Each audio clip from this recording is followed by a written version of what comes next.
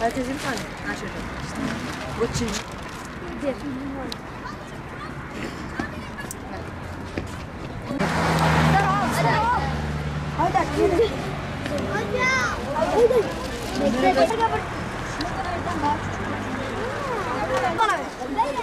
Şunu da ver.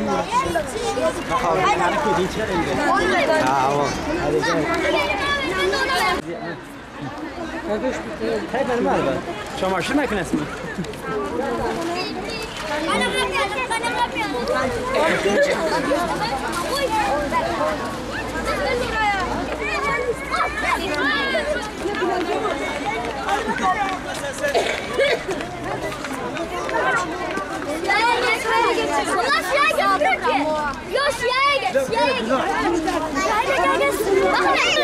Sıraya geç. Bir tane vereyim.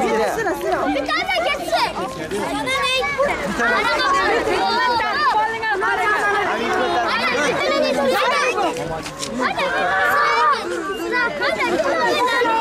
Avrupa Yetim Eli gönüllüleri olarak çadırda kalan arkadaşlarımıza bir nebze olsun sevindirmek için elimizde olan oyuncakları hediye ettik. Hediyeler verdiğimiz için çok mutlu oldular.